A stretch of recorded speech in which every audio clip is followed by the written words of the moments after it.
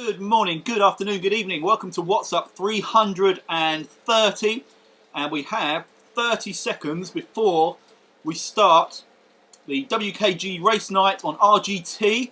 We are going up Cap de Formentor, and we've got what looks like a pretty decent turnout.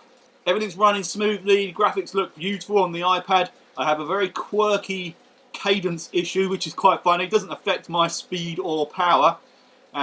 But you'll see when we're rocking, it does affect what my legs are doing on the bike. But here we go, this race is about to start and we're off. Best of luck everyone. Don't know what gear I was in, that wasn't the best way to start. I'll just let you know, the names I can already see here: Blair Drader, Martin Prop, Anthony B, that's a name I'm not that familiar with. Is that Chris D, is that Chris Davis? Michael K, Mike B, Miguel R, Catherine is Catherine Denton, Keith D is Keith Denton. I know Ringvis is here. I know John, by the way, is here. Kevin Wilshire's here. Tor Anna Martinison is here. And right now, I am on the wheel of Catherine Catnav Denton and Keith the Hoff Denton, getting a nice, about 50-60 watt saving sitting in their draft. Thank you, Mr. and Mrs. D. I'm quite happy for that bunch ahead just to disappear. I'm currently in 15th. Actually, no, I'm not. I've just seen that Rink is in that bunch ahead. So no, I'm not happy for them to just disappear.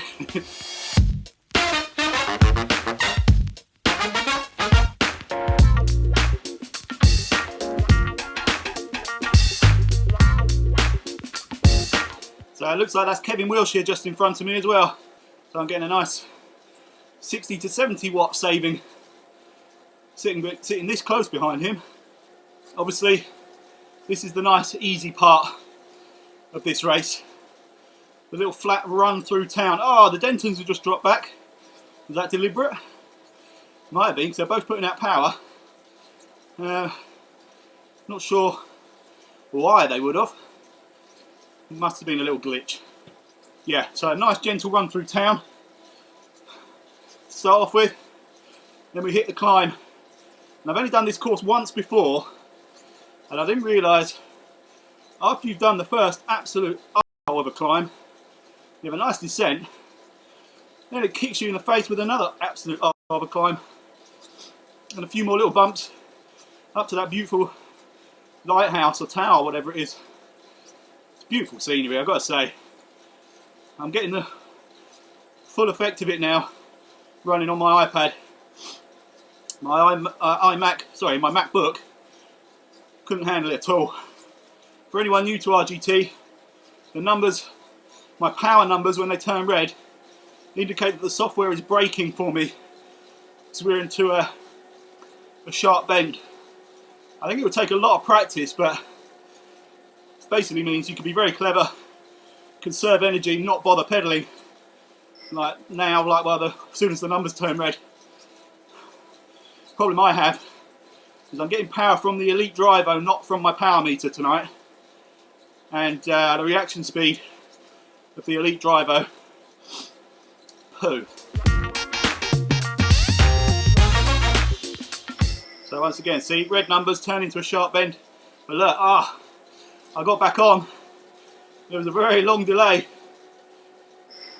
Yeah, I'm not going to be able to do that. I'm going to have to keep spinning, even if it's just a little bit softer. I certainly can't afford to stop, because the trainer won't get back up to speed quick enough. There was a good example of my quirky cadence situation. Every so often, it doubles. So now I'm doing 87, so there you go, 176, 178 from 89, 176 from 88. But it's not affecting my power or my speed. I can turn that off, but I lose all cadence readings altogether. That still might be a better option.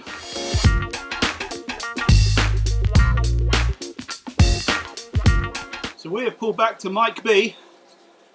So the next bunch, about 210 metres ahead of us, with John, by the way, Martin Prop, Blair Drader, Matthias, and then I just saw Miguel.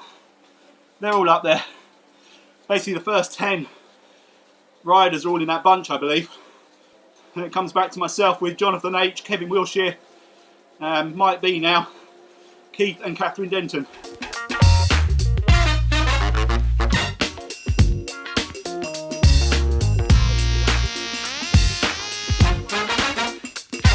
Okay, looking in the top right corner of the screen, that is a scary sight. The angle that road just suddenly goes up in what looks like about 50 metres time.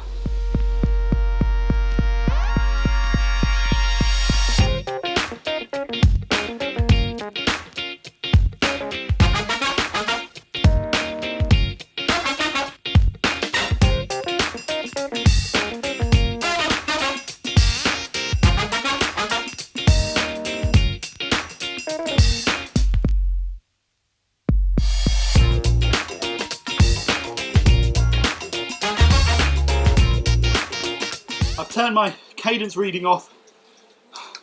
It's too irritating seeing my legs keep spinning up like that. It's a little bit distracting.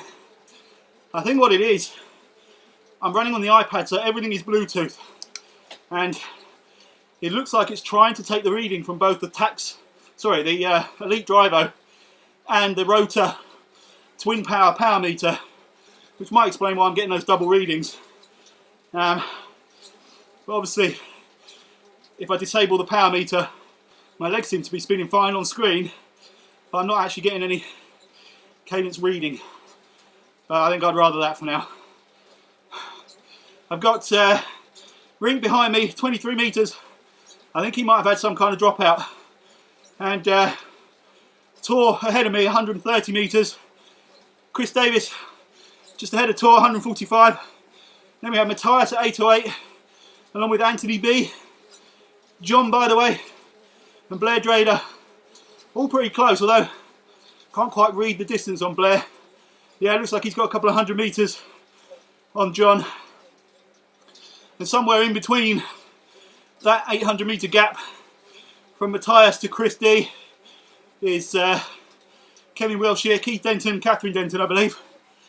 I'm just looking at that map, triggered by a comment I just saw from Rink. There are people about to go over the top of this climb. Oh man, I'm about halfway, maybe a little bit more than that. Anyway, I can't talk for a while. I'm struggling to hold mid twos in watts per kilogram.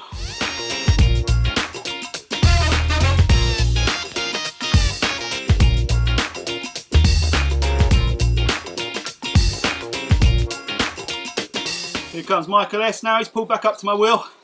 Rink now just 9 metres away. I do like this, oh not that one, go back to me. I like this look behind button, where you tap it once, it does that, gives you a little glimpse of what's behind you, and then automatically resets back to the camera you were on. That's a really nice feature. A feature I would love to have is the ability to click on other riders and watch them from a broadcasting point of view, and also a kind of floating camera, so I can move out and get a good long wide angle shot.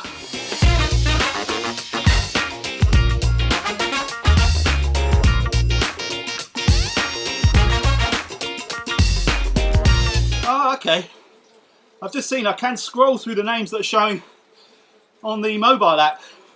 So, in addition to the first to fourth that I can see on the screen, and then a couple of riders around me, I can actually scroll through everybody. So I can tell you that I'm at obviously 7.7 kilometres in. Michael S 7.7, and we've got Chris D 7.9, Catherine at 8, Keith at 8, Tor at 8.2, Martin Prop at 8.3, Kevin Wilshire 8.5, Gordon Jackson 8.6. Then it comes back to the guys you can see. Let's see if there's anyone behind me. I don't think there's many. Obviously Rink, just off my wheel, but I think he's having problems. And then we've got Mike B, Jonathan H, Peter B, and Raoul L. So, only 5 riders behind me at this stage. That I can prove it with the wicked little look back button. I can only see Rink. That's encouraging anyway. They're far back enough that just for now, no need to worry too much. I'd like to get with Michael S before we come over the top of this, if I can, so that he doesn't just disappear into the distance and I can use a draft.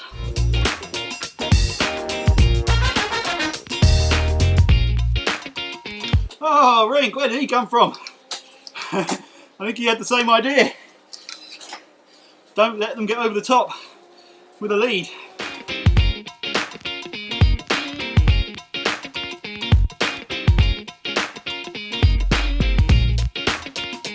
It was at this point in the last race that it dawned on me that that wasn't the only climb. Just see on the right hand side of the map where it starts to kick up again. I had no idea. I burnt all my matches on that previous climb. To be honest, I might have done the same again, even though I know there's another climb to come. Rink getting his knee down on the bends. I love that. I used to have a motorbike I rode for a couple of years and was never brave enough to get my knee down. I came what I thought was really close a couple of times, but I probably was nowhere near.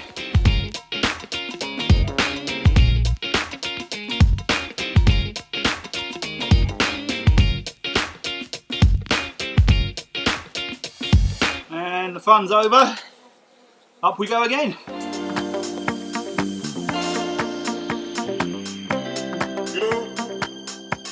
Gotta move those legs to the beat.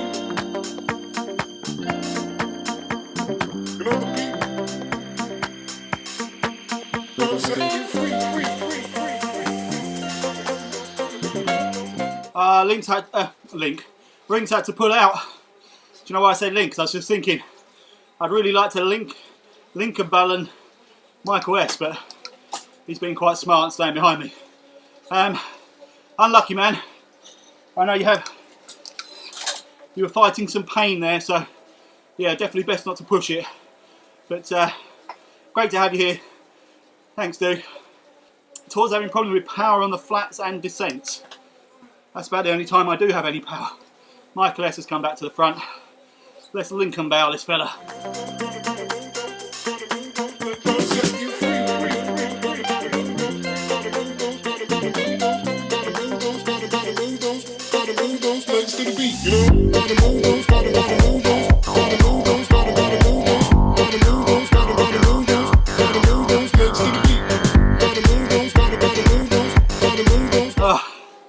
I might have been pushing too hard on that, given what's to come. I've gapped Michael a bit, but that's mainly because of this descent.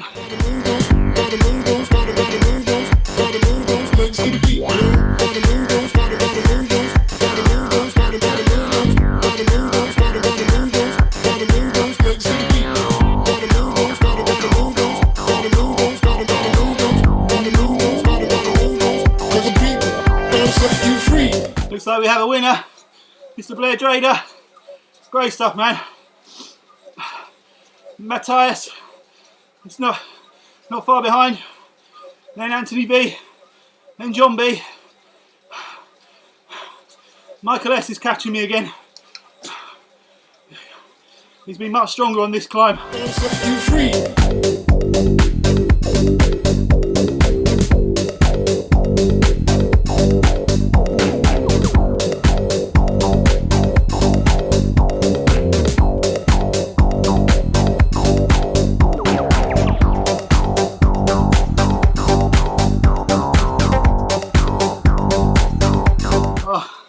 I need this downhill to come badly.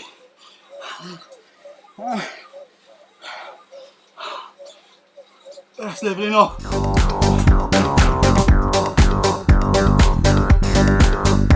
Looks like John, by the way, is finished as well. Michael K also possibly. I don't know, maybe not. He's still putting out 3.5 watts per kilogram. He's actually got Kevin Wilshire very close to him.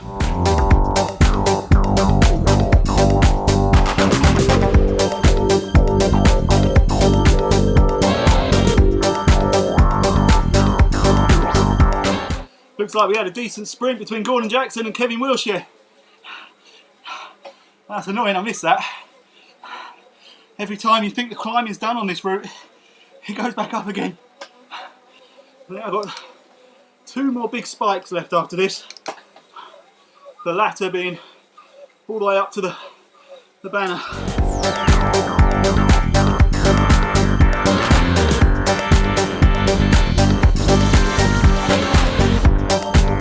Now this is the penultimate spike, I think.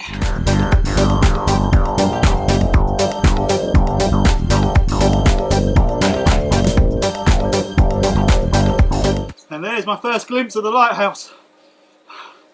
It looks like it's a nice roll down to it. Oh no. You dip down before it, and another little snaking climb up to the finish. It's a killer of a route. It's cruel. But I think I've got a good enough lead to have seen off Michael S. Good racing with you, man. Maybe weren't much harder than I would have done otherwise on the second big climb in particular, and then consequently the ups and downs afterwards.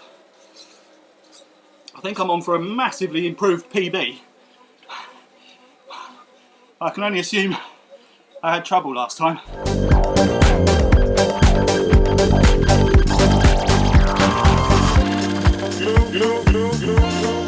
Oh, even more switchbacks. This is how squeaky my trainer is. He does not like this amount of climbing. Surely this is the last bend.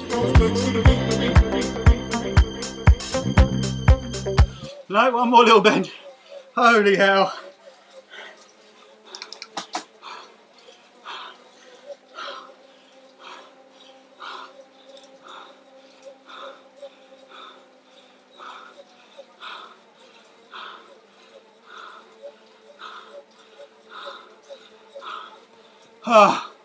I'm done. Oh my goodness me. Oh, now my squeaker, my trainer stopped squeaking. I'm so hot. Well, that was excellent. Absolutely brilliant. It looks like, barring a few little niggles, it looks like everybody made it to the end, excluding those that pulled out for other reasons, but I don't think there are any software dropouts or anything like that, so that's a good sign. The race itself is thoroughly enjoyable. The scenery is just spectacular. It really makes me want to go there. I'm going to wrap up. Thanks, John, by the way, for organising it and for your technical support in making sure everybody got set up okay. Fantastic. Obviously, I know this is still very much a work in progress, but every time I come on here, it's improved. Sometimes by great leaps, sometimes just a little bit, but it's definitely going in the right direction. And as I've prattled on about many a time, running it on an iPad Pro has completely changed it as far as I'm concerned, because I get to see how it's supposed to look. Right, excellent. I'm really hoping to make this a regular thing. Our slot is actually Friday nights at 7 o'clock, not usually a Saturday. So I hope to see plenty of you here next week, and I hope you enjoy the rest of your weekend. Take care of yourselves, take care of each other, and I will see you on the next one.